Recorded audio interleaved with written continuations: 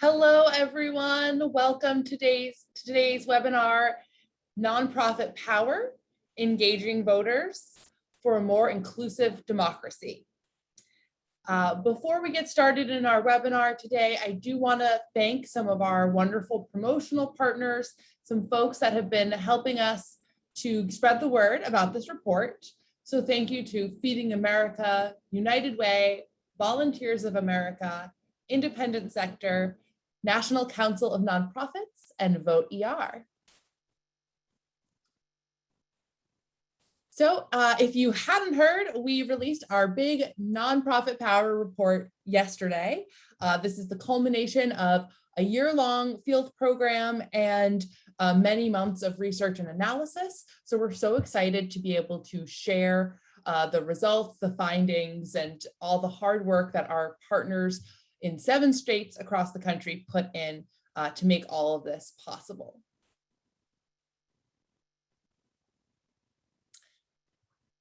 So before we dive into what happened in 2020, let's talk about what is happening right now, the status of our democracy in 2021.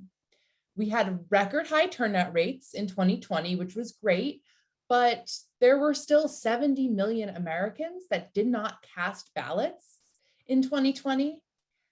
Most states in the US have changed their voting laws since the 2020 election.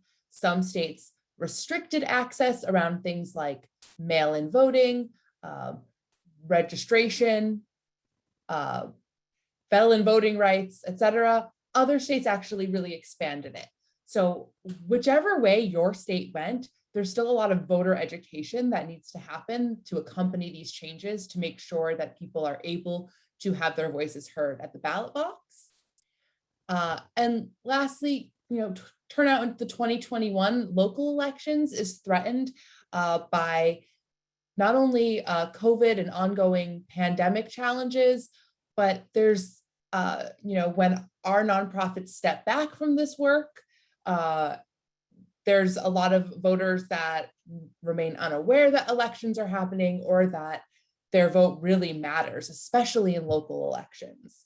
So we have to fight both the misunderstanding or misconception around the importance of elections and also braving this public health battle that continues to impact our communities and our work.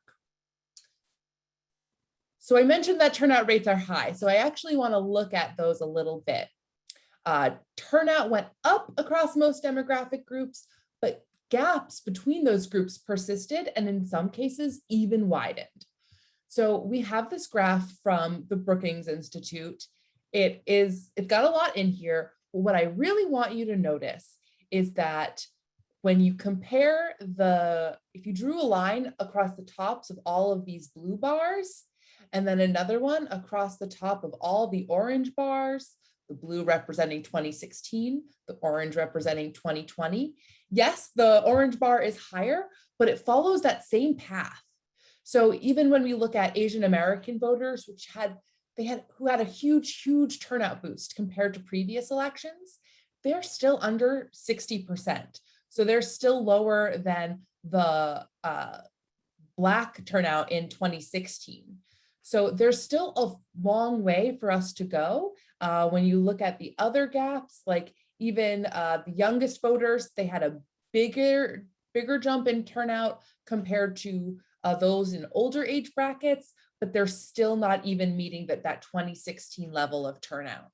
So we all did great work. It was great that we got a lot more people coming out to the polls, but that turnout alone and the high salience of the election did not erase these gaps. They still exist and they're still something we're focused on. So the findings that we're going to show you in a couple minutes are going to give us some good hope on how we as nonprofits are going to be the ones to close these gaps. All right, so what is nonprofit power? It is a report based on our field program. So in 2020, we worked with a number of anchors across several different states. I think we have a map on the next slide. Great. Yeah, so we had these great partners in different states We had Poder Latinx in Arizona, a Community Resource Center in Colorado, Baker Ripley in Texas, specifically serving the Houston area, Michigan Nonprofit Association in Michigan, Ohio Votes, which is run by the Coalition on Homelessness and Housing in Ohio, the Housing Alliance of Pennsylvania, and finally, Democracy North Carolina. Those were our 2020 partners. And so they were the ones that really coordinated the field work that was happening on the ground where hundreds of nonprofits were engaged. So if we go to the next slide, so this shows the way we structure our program. It shows nonprofit vote at the top, but I think you could put us on the side, on the bottom. It's more of like a continuous loop. We make sure that our state anchors are supported with funding, materials, and technical support. So we have a real cycle of learning and support, and that iterates year after year and informs and refines our program year after year. In 2020, recognizing the unique circumstances, we provided a lot of customized materials, including pledge to vote cards. Personal protective equipment is something that we had not done in the past, but hand sanitizers, masks, lots of pens so that people didn't have to share the same writing utensils. We provide buttons, stickers, posters, training guides, translated materials so that non-English and ESL populations are still really engaged. Digital portals, because now so much is happening, more is happening online. And all of these things that we help collaborate with anchors to create and provide are passed down into the sites so that they can directly engage voters. So let's look at the sites and the voters we engaged. So we had 180 organizations, mostly human service providers. They were active in those 7 states. And we did a survey on our sites. And of the ones that replied, we found some interesting things. 67% of them had budgets under $1 million. So they weren't all giant organizations. You know, we had some really small and scrappy and impactful organizations working with us too. Almost a quarter of them were doing voter engagement for the very first time in 2020. And over 3/4 of them were dealing with reduced in-person activities due to COVID-19, but they still stuck it out and worked with voters and made sure their communities were represented. So they reached collectively over 70,000 voters. And of those 70,000, we were able to pull together enough of the voters' contact info for about 25,000 of those voters so that we could do this deep analysis to really understand the impact that nonprofits had on the voters they served. So we collected over 13,000 pledge to vote cards, almost 10,000 voter registrations, either new, updated, or verified, over 1,000 mail ballot applications. And when we looked at who these voters were, we realized that over a third had not voted in 2016 or 2018. So we know that nonprofits really were reaching folks that needed that extra engagement, that push, because they maybe didn't have the strongest vote history. All right, so I'm just quickly, before I pass it over to Caroline to dive into some of this, I want to just show you what you're going to find in the report. So if you go to nonprofitvote.org/nonprofitpower, you're going to see a page that looks a little bit like this, and it has these 6 buttons. So there's the field program overview, and that's pretty much what I just went over. Then we have the findings on demographics and turnout, and that's what Caroline is going to dive into with us in a moment. But you really want to check out the report after you've seen this webinar, because we won't be able to get into the amazing case studies on our anchors and some of the sites. We have a practitioner's report that really goes into like how this program is built, talking about some additional data we found from our surveying, how we create pledge cards and the utility and importance of those, as well as how we set up these statewide voter engagement networks. If you love the findings you see and you want to make sure that you get the word out, our social assets toolkit has all these graphics formatted correctly for Twitter, Facebook, and Instagram. And lastly, we have our methodology if you want to dig deeper into how we conducted this research. So with that, I want to pass it over to Caroline to take us through methodology and findings. Thanks, Caroline. Sweet. So before we dive into findings, let me help just give a little context to where the numbers you're about to see come from and how they came to be. So on the next slide, a flow chart will guide us through how we got our data and how we did our analysis. So this flow chart contains two groups of steps. One group is where the data came from, and the other is how we got the findings you'll see. The first group, data collection, is highlighted on the next slide. Let's go into the first step. So the first bubble is after the sites have been trained, have their swag, the first step is asking clients to register or pledge to vote, whether in person or digitally.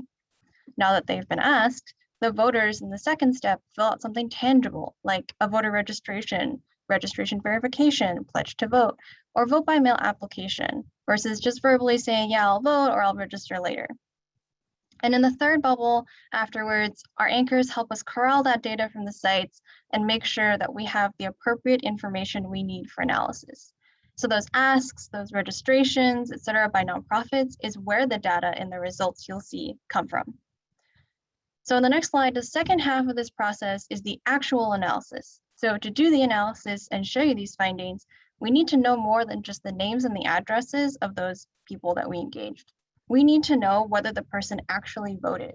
So we also want to know any demographics of that person to understand if our work is actually closing equity gaps. In order to do that, we need to use the data we collected and what is called match them to the state voter file in the fourth bubble. That way we're able to get that turnout and demographic info. Once we have this, we evaluate our equity impact in two ways, and you'll see these in the findings. One way to evaluate equity is demographic reach. Basically, is the share of our young voters, voters of color, low-income voters that our nonprofits engage more than their share in the broader pool of registered voters? Do we see these voters more in the nonprofit pool? The other way to evaluate equity is through turnout, and if turnout gaps are being narrowed or closed. We want to answer the question, what turnout impact did our nonprofits have on the voters they engaged? To do this, we can't just compare our voters to the turnout of the general registered population. Our voters are younger, more low income, more likely to be of color. Instead, we put our nonprofit voters next to what we call groups of comparable voters. These are voters that look like our voters in that they live in the same counties, have the same race, age group, incomes, etc. And we use the turnout of these comparable voters to give an estimate of how voters would have voted if they were not engaged by nonprofits. So those are the two methods that allow us to share the findings we have today. Let's look at demographic findings first on the next. So pause for a sec. On the next slide, you'll see the two donut charts. They're like pie chart. Oh wait, go back. They're like pie charts with donut charts. The purple donut chart is the share of a select demographic for the voters our nonprofits engaged. And the yellow donut chart is the share of that same demographic, but in the general registered to vote population. And in all cases that you're about to see, the share of voters of color, low income, and young voters that nonprofits engaged were higher than the share of those in the general registered population. So now let's look at young voters.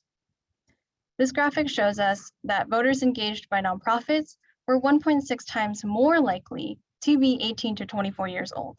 You can see that in the share of nonprofit voters, 16% were 18 to 24, whereas 10% of the registered population is 18 to 24. Next, we looked at low-income voters.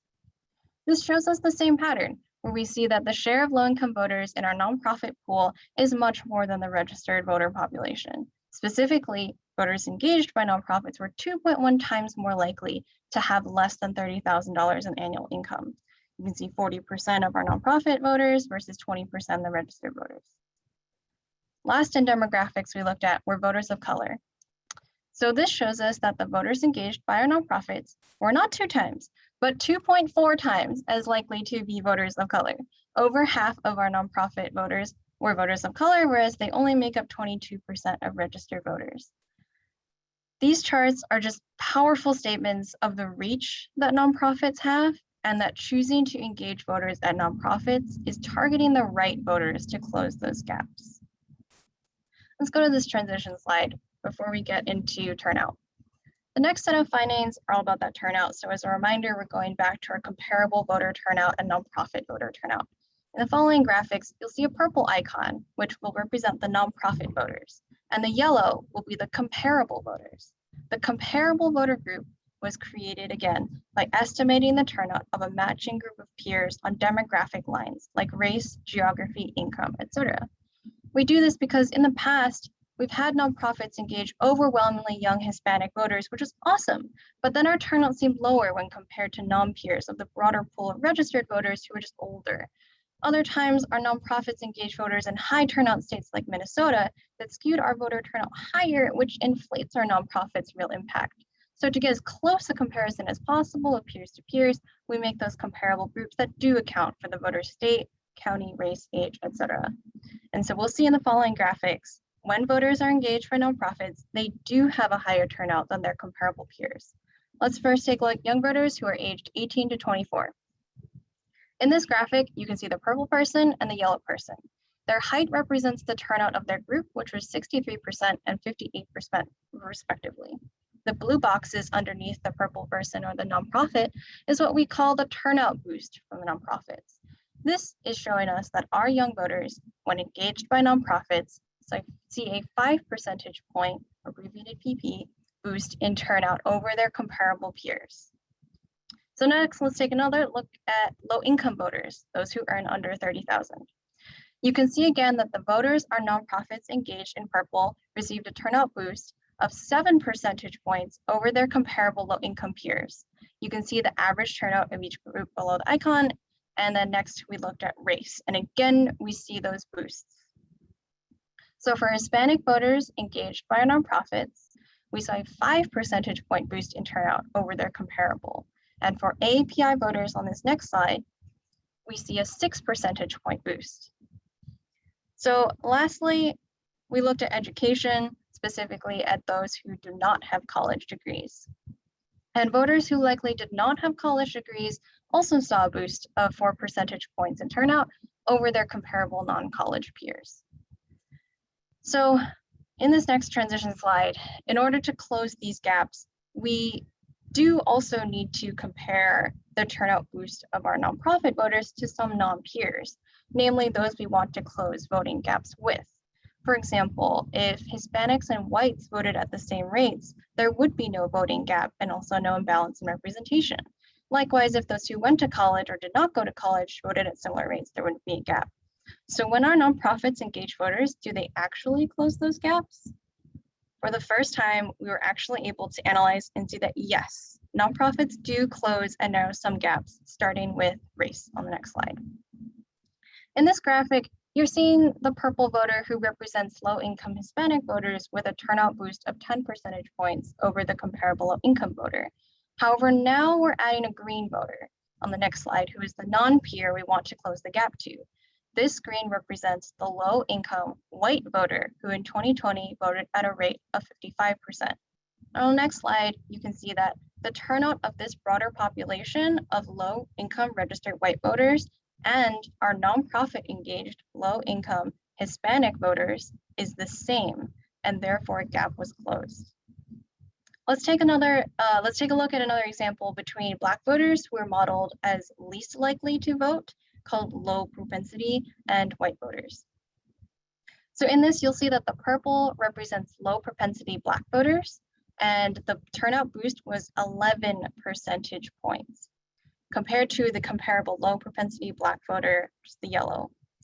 This closes the gap between low propensity Black voters and the broader population of low propensity white voters in green. So on the next slide is the last finding of this report, which is we looked at education. So here you can see likely non-college Asian voters received a 7 percentage point boost over comparable non-college Asian voters. This narrows that voting gap to likely college Asian voters to just 4 percentage points. Okay, so that's my last finding for you. Thanks for sitting in and turning it back to the team.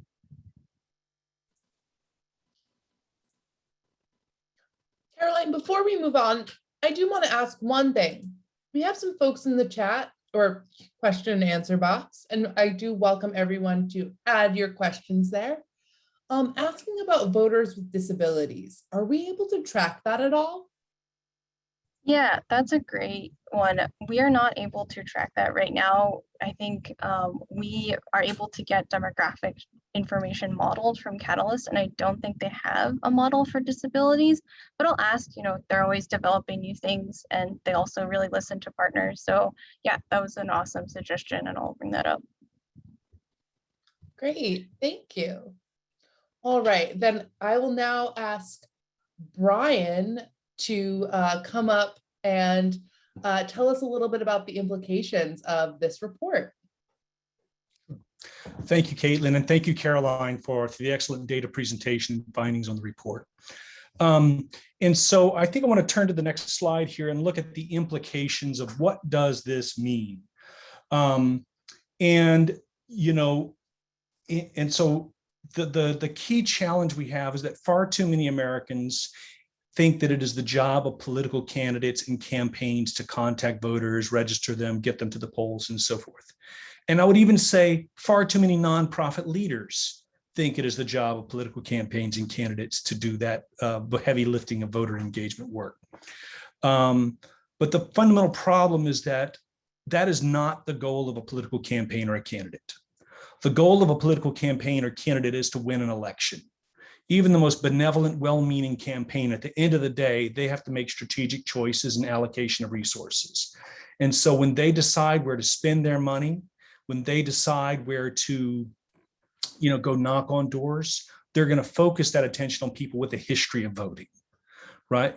And they're going to literally bypass and overlook entire communities that don't have a history of voting.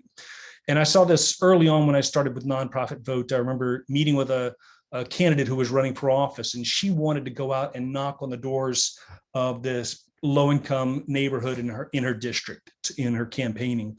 And her campaign advisor just looked at her and said, no, you do not have the time to do that. It's a close election. You need to focus your attention on this community over here, which is more likely to vote, and put you in the victory box at the end of the day on November. And that is the kind of strategic choices that campaigns make. And so if you flip to the next slide here, and so the result is that if people don't have a history of voting, they're labeled in the voter files as an unlikely voter, sometimes called a low propensity voter. And as I said, when campaigns come to the table, they're not going to make contact with those voters because they're making strategic resource allocation decisions. Their goal is not to foster an inclusive electorate. Their goal is to win an election. And so by not making contact with those people, they don't vote.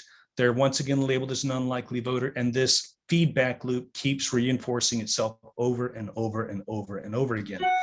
And this is part of the reason why we see these voter participation gaps that Caitlin showed at the beginning of this webinar. We see these voter participation gaps even in the most voter-friendly states that have all the good voter-friendly policies. They still have gaps along the lines of race, age, and income, because those gaps are a reflection of who is and is not contacted about elections. And at the end of the day, if we're going to close these gaps, we need to find a different actor, a different person driving people to the polls. And I think that's where the data of this report comes in, because as Caroline's data findings showed, when nonprofits engage these communities, they vote at higher rates. You can go to the next slide now. And so we know, again, unlike campaigns who are driven by a goal of winning an election, nonprofits are driven by a fundamentally different goal. That is ensuring the communities they serve are being represented in the democratic process. It's about the community that comes through our door that we as a nonprofit serve. We want to make sure they're engaged. That fundamentally different goal leads to a fundamentally different outcome. In addition to that, nonprofits have long-standing relationships. They're not parachuting into the community once every 4 years. They have trust and reputation. They have cultural competency. And so when nonprofits engage, people start voting. They're then labeled as a likely voter. Then campaigns start making contact with them. and we break out of that negative feedback loop and start a positive feedback loop of positive voter engagement. And so flipping to the next one, that is essentially what we're trying to do with this work. And the data that Caroline showed earlier demonstrates that it does in fact work.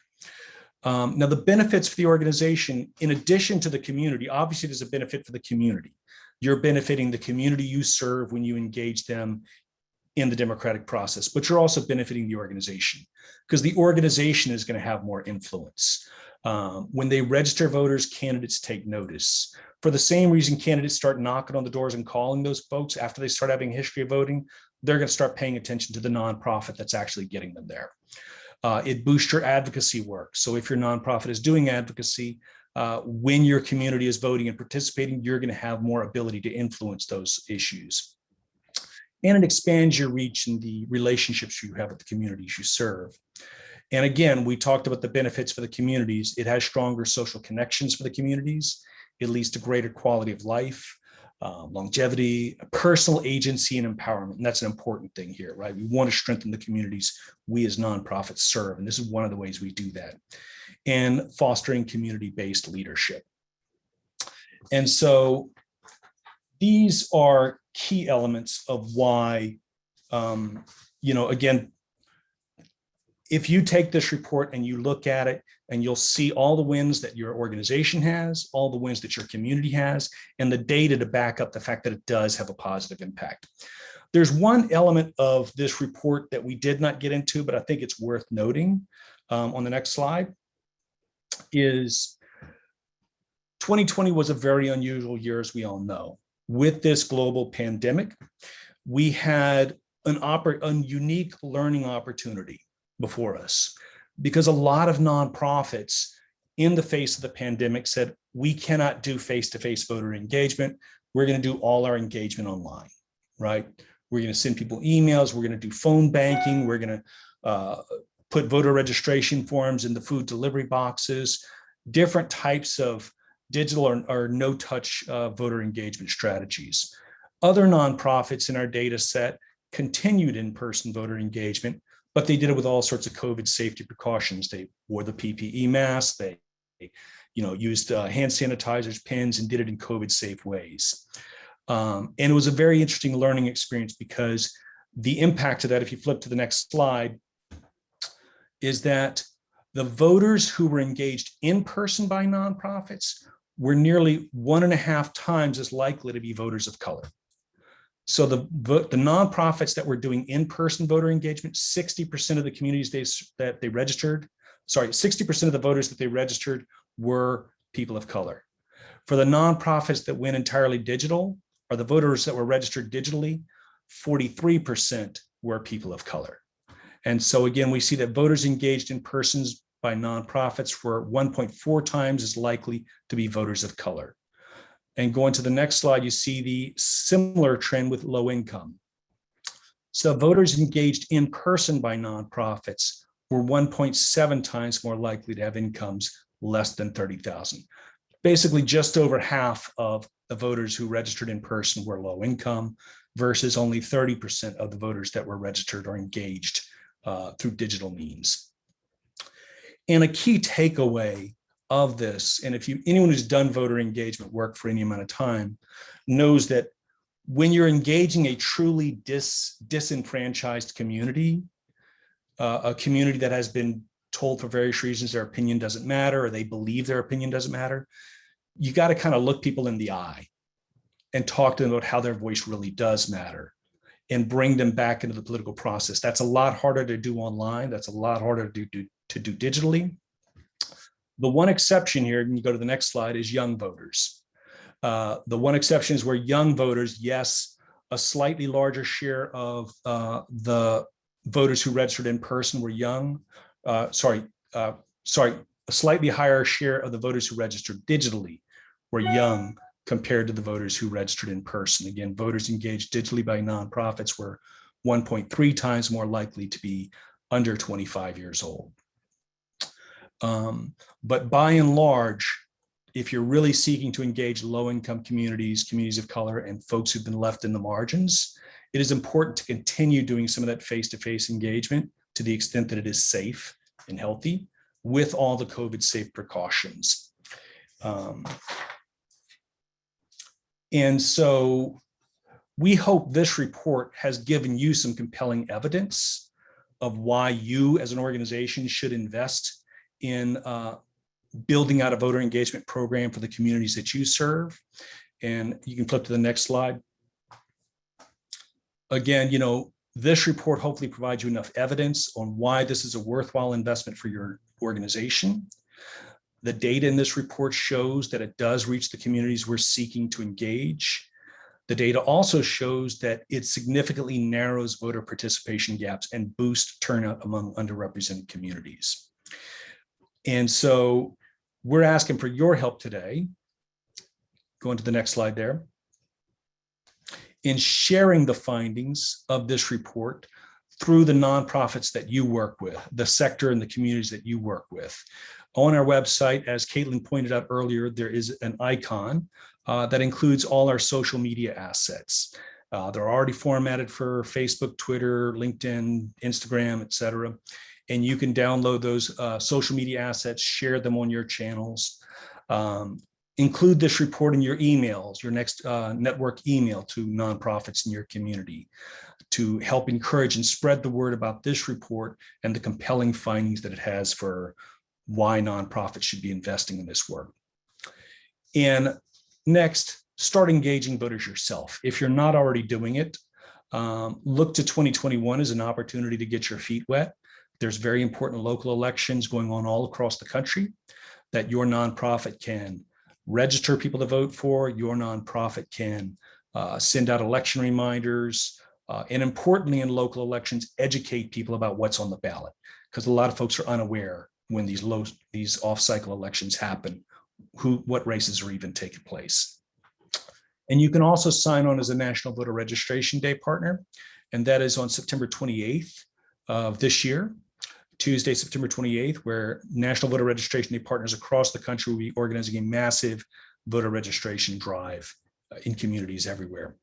But then also start thinking big about 2022. Because 2022 is going to be a big year, and you've got the time to ramp up and build out a robust program going into 2022.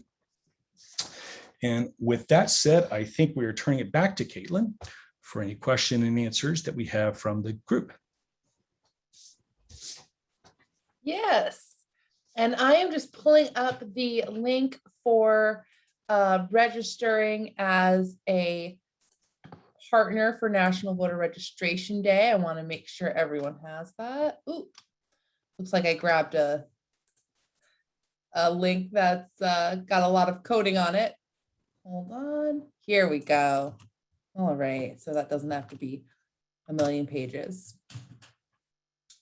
All right, so yes, I do want to do some question and answer. We have had a few good questions entered into that Q&A box, and people can continue to ask questions about the research, the findings, how we conduct our field programs. And if you have questions about how you get started, we're happy to answer those as well, of course. So the first one is more of a research question, a data question. This might be a good one for you, Caroline. Do we know of, for the young people, how many of those young people were youth of color? Yeah, I was looking at that. I am looking in my folders. We don't have that like on hand, but I'll definitely be looking for that. And if I don't have it calculated, then I will definitely calculate that one. If you would like that in your inbox, just put your email there because I know the question is anonymous. Great. I did see we had someone ask, what does AAPI mean? Oh, is that for me? Oh, yes. Sorry. That's Asian American Pacific Islander. Great. All right. Someone asked about the report being available in a PDF. There is not a PDF version up. We went with our digital first version for now. We will have a printed version that is like a brochure infographic, but we can certainly, if you need text from the report that you're not able to grab from the website, we can certainly pass that along as well. And Caroline, it does look like somebody put in the chat that they are interested in that youth of color question. Great.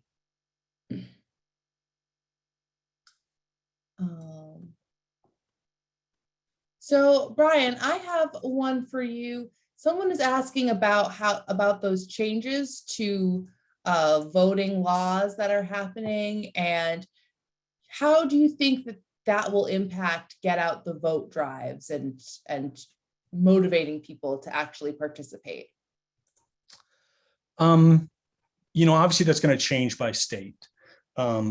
There are states, as we mentioned earlier, there are states just, there's a lot in the news about the states that are restricting the voting rules, and that is in fact happening around the country. There are states that are moving in the other direction, that are expanding things like same-day registration, vote by mail, automatic voter registration as well. So there's some good news out there as well. I think one of the things that's most important is voter education. And I think this is where it gets to be a challenge. And a case in point is when we have an environment like this, there ends up being a lot of misinformation about what the new election laws are because they're changing, right? We know this with felony disenfranchisement, whereas there's a lot of studies out there that actually demonstrate that there's a lot of folks who absolutely have the right to register to vote, but they hear in the news about how ex-felons aren't allowed to vote. But actually that applies to another state, not the state they're in. And that's why we work with a lot of folks in that particular community to really push out education resources to say, no, in fact, you can register to vote in this state, and most states, ex-felons can register to vote immediately upon being released from prison or serving their time. But because there's so much misinformation and confusion out there, a lot of folks falsely think they're not eligible to vote. And so I think as the rules are being changed across the nation, it's important, while nonprofits are often engaged in the actual policy fights, when those laws do change, it's important for you as a nonprofit to be out there saying, no, you can still register to vote. You just have to do it this different way, or whatever the new rule is. So it just emphasized the importance of taking on voter education when these new realities settle in. Thank you.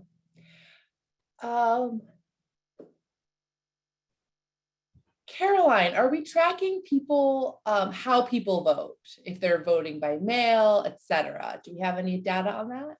Yeah, we do actually. You can actually find that in the practitioner's report.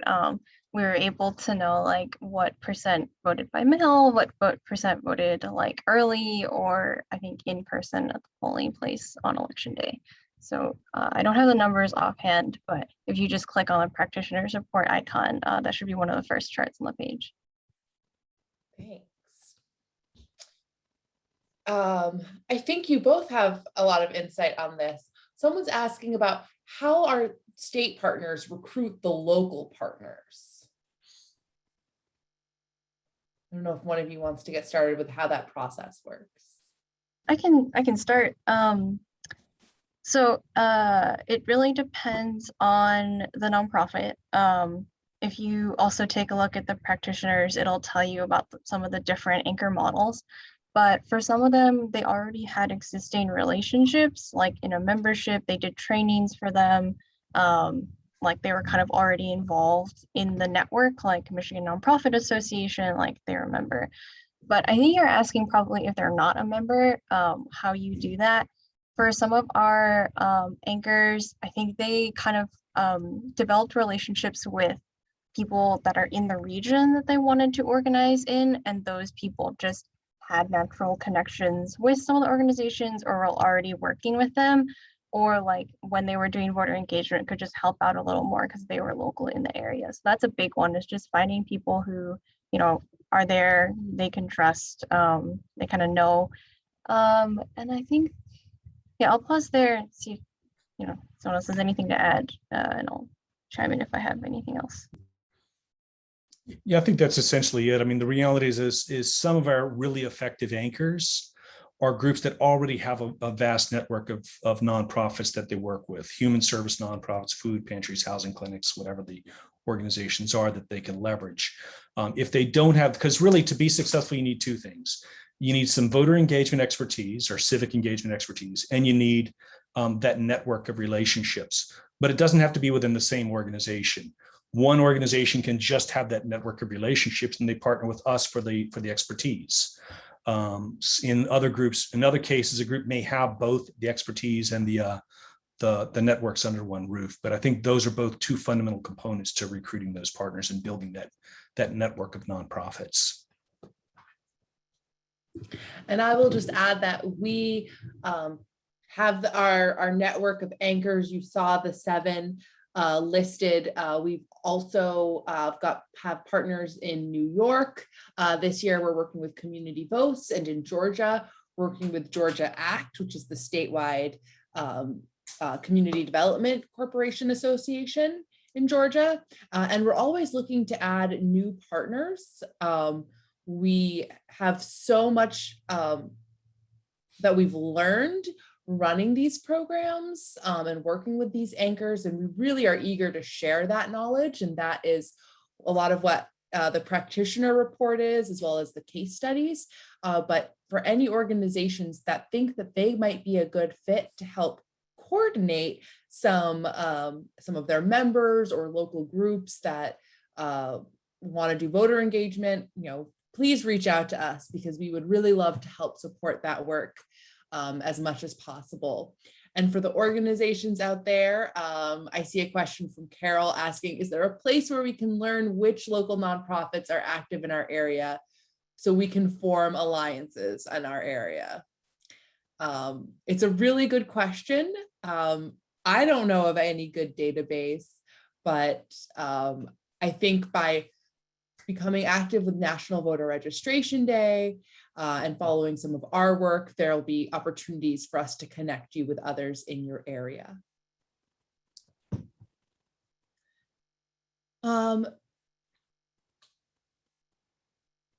So we do have someone in Canada. Hello to our neighbors up north, and they're wondering if we work with United Way worldwide or local UWs in the US. Brian, you want to speak to that? Yeah, we have a long-standing partnership with United Way Worldwide.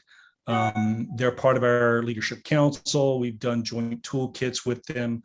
I don't know how much of that work gets into the Canada regions of United Way, but I do know that we have strong partnerships with United Way Worldwide. And we have partnered with, again, voter engagement toolkits, webinars, trainings that they distribute in turn through the United Way networks, at least around the country, and presumably influencing some of the other sectors. Again, I don't know how United Way Worldwide is structured internally, how much that bleeds over into the Canada team, but we do have that partnership.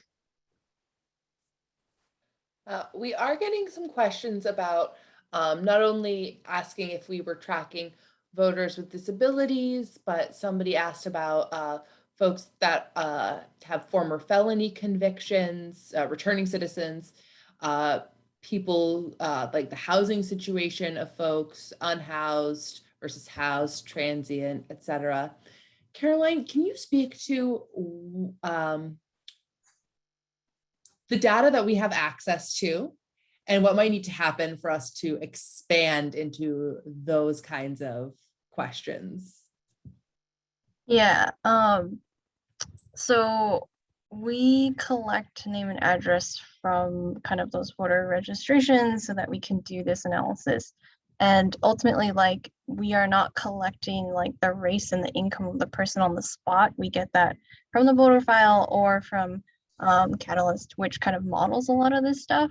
So like they would have to either create a model for disabilities, for like the housing situation, for they would also need to kind of source this from the state. So their information comes from all of the state voter files. I don't know if there is a database out there that kind of publicly allows you to track like felon convictions along, but if those were somehow linked to the voter file, then we could look at it. But as of right now, we don't have those numbers, but that would be really awesome to just like see that and break it up. Thank you. Let's see, scrolling through these. We had somebody asking if there are any public health centers part of our campaign. The short answer, yes. It's public health centers, community health centers in particular, are some of the more successful groups in that they have a lot of people coming in and out of the door, and they're able to register a lot of voters or engage a lot of voters through that process. I don't know exactly how many health centers of the 180 partners were health centers. Caitlin, I don't know if you've got a rough sense of that number.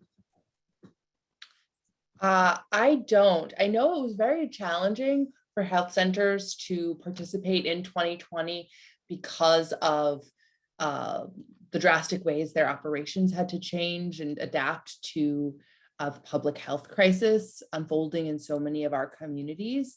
But we've long worked with health centers, and I will say I mentioned that one of our promotional partners is Vote ER, and so they work with physicians in all sorts of contexts to unlock their potential to do voter engagement. And we, for 2021, have taken a page from their book and embraced more blended organizing. So combining that digital portal, but with the in-person interaction. And so we have lanyard cards. This is all stuff VoteER came up with, but they're like lanyard cards that help people register or pledge on the spot. And so we're hopeful that by having more materials that can integrate really nicely into that healthcare setting, we can support even more community health centers in the future. And the one thing that I would add too is that one thing to be mindful of, but it is not a barrier, and people just need to be clear, is HIPAA rules. It just means you have to do it in a different way. Like obviously a health center, for HIPAA reasons, the Privacy Acts and medical records, they cannot take, oh, here's our client list, we're going to email them all about registering to vote, because that client list has to be separate from any of the voter engagement work. So when the health centers that we work with do it, they'll set up a separate table in their lobby, or as Caitlin says, use lanyards and other strategies to build a separate list that is separate from their medical records list. That's the main thing that has to be done differently. It's just being conscious of keeping that segregated from the medical records list. But you can do voter engagement work and do it very successfully at health centers and through that network reach. Great. Caroline, can you speak to some of the ways that our partners in 2020 engaged young people? Oh yeah. Gosh, there were some really cool stories. For one, we did do a lot more digital work because of COVID, and like across the board, that was very well received by younger people on their phones. I also probably would have more appreciated that if I were a young voter being engaged. I think we also heard a lot about like block parties when they were possible. Like people would bring in a DJ, either that like it either happened or they like really wanted to do that. Let's see what else. Like I think they also just had like young people out there like registering voters, like in some of the I think pictures of the practitioners, like it is young people who are at the tables who like were engaging other people. And we've heard that basically like when you have young people, it definitely energizes the older ones. So I know usually we're like trying to do the other way around of like older energizing the younger people to vote, but it also works the other way around. But I think too, like it does give a leadership opportunity to just be out there tabling, talking to people, having a clipboard in their hand. So a lot of our sites involved young people that way.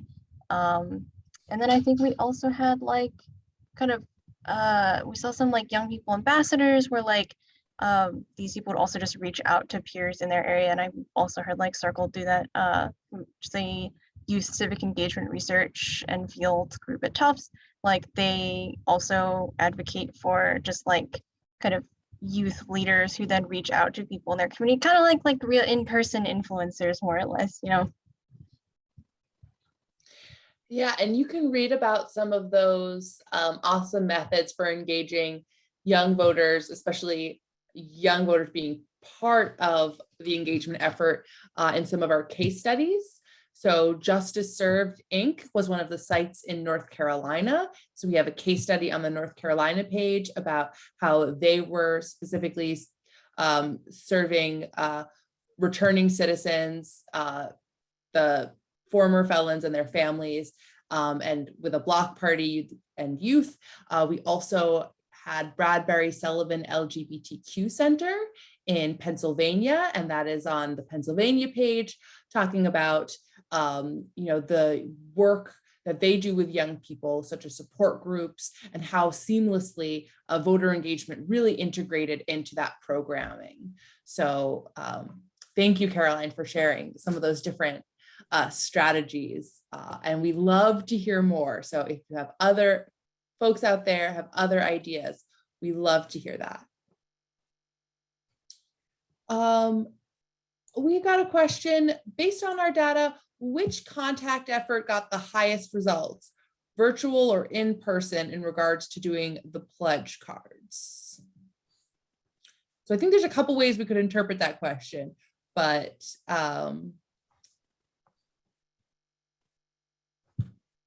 first of all, let's start with, we had how many pledges, and do we know how many broke out virtual versus in person or paper?